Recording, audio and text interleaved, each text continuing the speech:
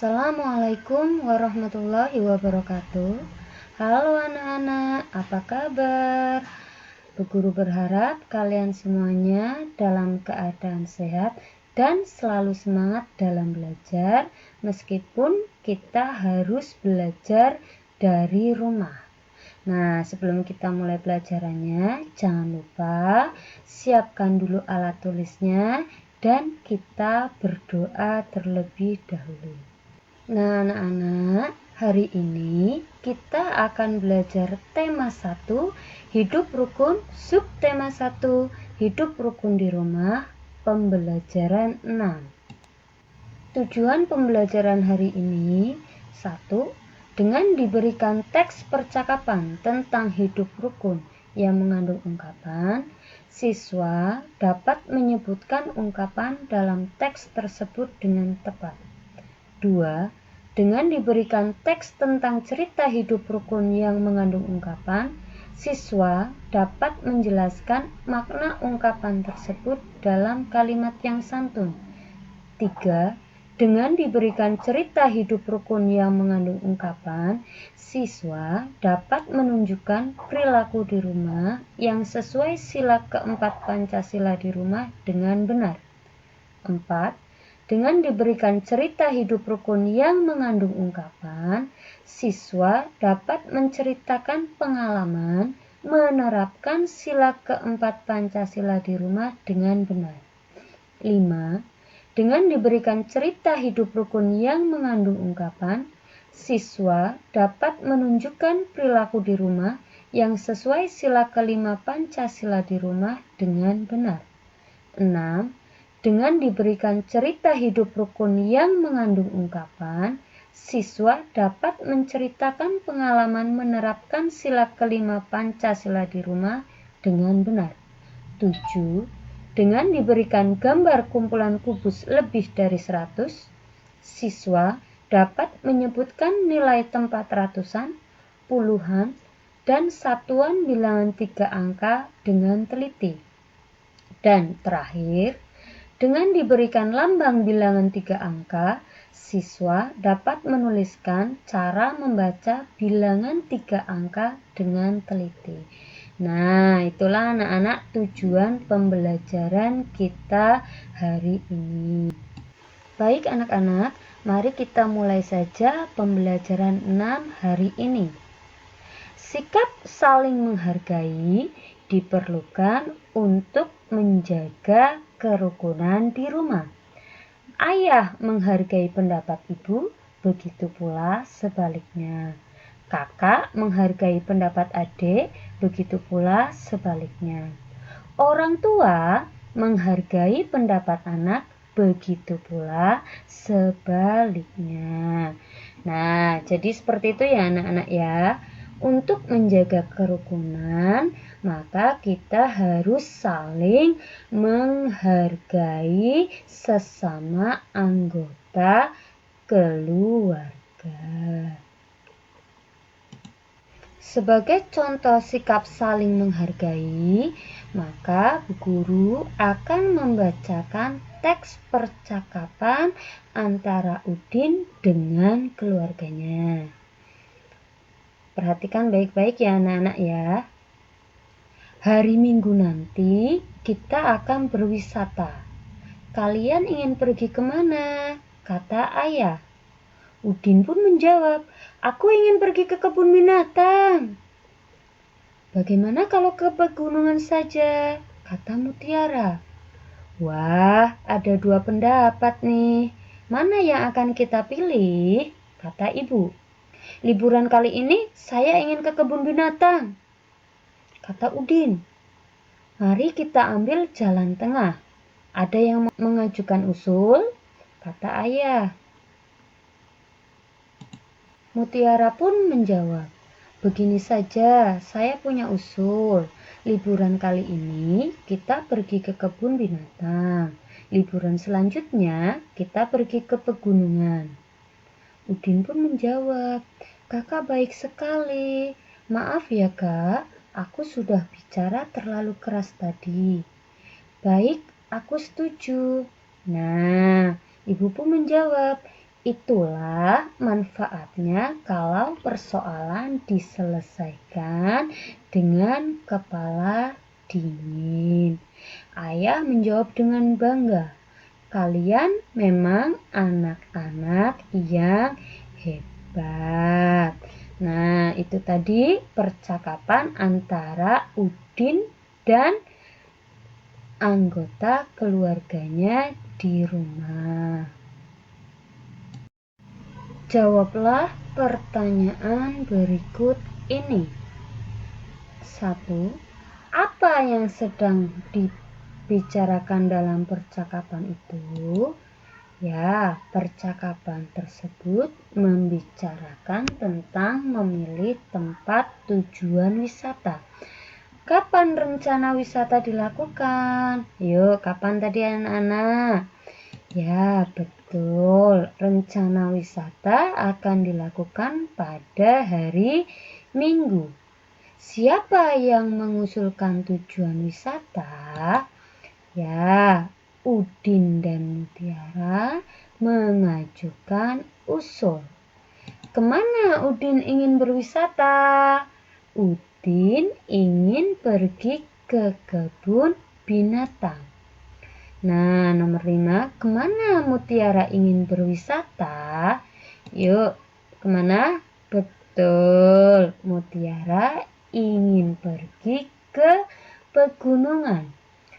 Pertanyaan nomor 6, mengapa keputusan tujuan wisata dapat diambil dengan baik? Keputusan tujuan wisata dapat diambil dengan baik karena mereka tidak memaksakan kehendak masing-masing. Menurut pendapatmu, kejadian di dalam keluarga itu menerapkan sila keberapa Pancasila? Ayo, sila keberapa anak-anak tadi? Iya, betul. Kejadian dalam keluarga Udin menerapkan sila keempat karena tujuan wisata ditentukan dengan cara musyawarah. Sekarang pertanyaan ke-8. Apakah ayah memberikan kesempatan kepada anak-anaknya untuk menentukan tujuan wisatanya secara adil? Ayah memberikan kesempatan pada Udin dan Mutiara secara adil untuk memilih tujuan wisata. Menurut pendapatmu, peristiwa itu merupakan penerapan sila keberapa Pancasila? Yuk, sila keberapa tadi? Ayah memberikan kesempatan secara adil. Iya, betul. Memberi kesempatan secara adil kepada Udin dan Mutiara itu merupakan penerapan sila kelima Pancasila. Nah, itu tadi pertanyaan tentang teks bacaan. Sekarang mari kita belajar contoh pengamalan sila keempat dan kelima Pancasila di rumah. Yang pertama, sikap yang sesuai pengamalan sila keempat di rumah. Apa ya anak kira-kira? Ya, yang pertama adalah menghargai pendapat ayah, ibu, dan adik saat berdiskusi. Yang kedua, bermusyawarah untuk mengambil keputusan. Yang ketiga, pembagian tugas kerja bakti dalam keluarga. Nah, nanti kalian bisa mencari sendiri sikap yang sesuai pengamalan sila keempat di rumah. Sikap yang sesuai pengamalan sila kelima di rumah adalah yang pertama, hemat dalam menggunakan uang. Yang kedua, adil dalam membagi waktu untuk belajar dan bermain. Dan yang ketiga, adil dalam membagi makanan kepada adik dan kakak. kalian nanti juga bisa mencari contoh pengamalan sila kelima di rumah. Nah, apakah kamu menemukan ungkapan pada teks percakapan antara Udin dan anggota keluarganya di rumah? Apa saja tadi anak-anak? Ya, betul. Ada jalan tengah. Ya. Apa ya maknanya? Iya, betul. Artinya adalah solusi. Selain jalan tengah ada ungkapan apa lagi anak-anak? Ya, ada kepala dingin. Artinya adalah tenang. Ya, jadi kepala dingin itu artinya tenang atau tidak marah-marah.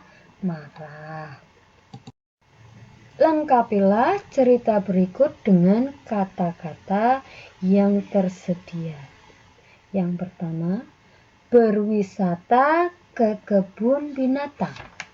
Tujuan berwisata telah ditentukan dengan cara bermusyawarah. Setelah terjadi perbedaan, akhirnya keputusan dapat diambil apa anak-anak? Iya, betul, dapat diambil jalan tengah. Akhirnya tiba waktunya untuk berwisata. Pagi-pagi Udin sudah bangun. Ibu, kakak, dan Udin sedang mempersiapkan apa anak-anak? Mempersiapkan bekal. Ayah sedang menyiapkan mobil. Setelah siap, mereka berangkat naik mobil. Jalan tidak macet, sehingga mereka cepat sampai.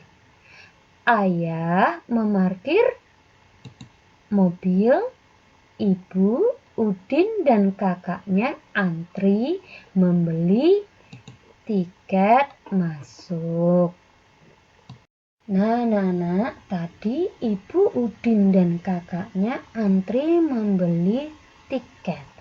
Biasanya kalau kita pergi ke tempat wisata, untuk tanda masuknya kita harus membeli tiket. Nah, Bu Guru di sini punya tiket masuk kebun buah. Pada tiket tersebut ada angka 354. Nah, 354 itu jika digambarkan dengan kubus, maka gambarnya adalah menjadi apa anak-anak? Ya, kubus ratusannya ada 300-an. Terus puluhannya ada 5 puluhan dan 4 satuan. Maka banyaknya kubus ada 354. Ditulis 354. Dibaca 354.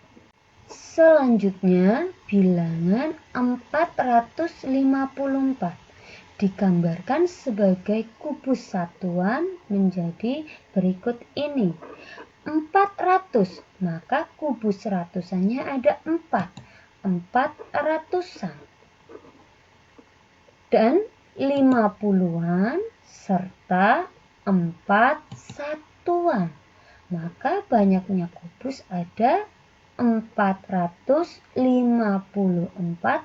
ditulis 454, dibaca 454. Nah, sekarang ayo menulis.